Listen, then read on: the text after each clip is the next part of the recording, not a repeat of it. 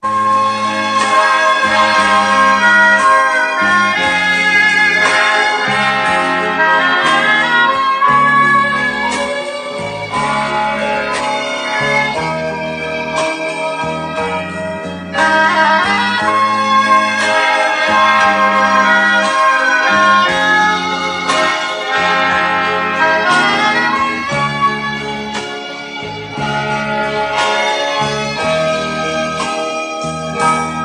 ยชุนแม่กลองเหมือนดังละอองน้ำโสมใสดังกระจงเปรียบดังที่ใครเจ้าของที่ลอยรักใครฝากไทยในสายแม่กลองขอเชิญให้น้องครองความรักไว้เถิดนาสายชนเที่ยวนาหัวใจรักจริงของพี่รักลอยมานีดังใจพี่ครวญไปหา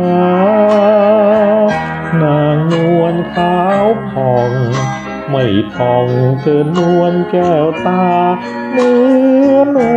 วลนวลกว่านวลน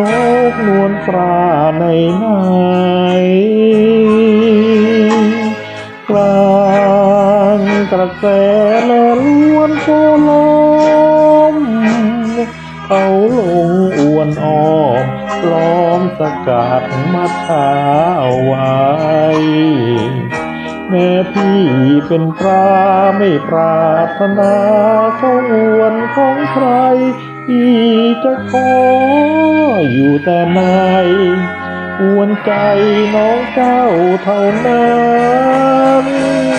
สายชุนแม่กลองน้ำนองสองฝากล้นฝั่งน้ำใจ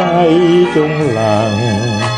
พอได้ประทังที่ขันสายน้ำมิอาจตัดขาดออกไปจากกันสายใยสัมพันธ์ขาดกันมิได้รอเกิน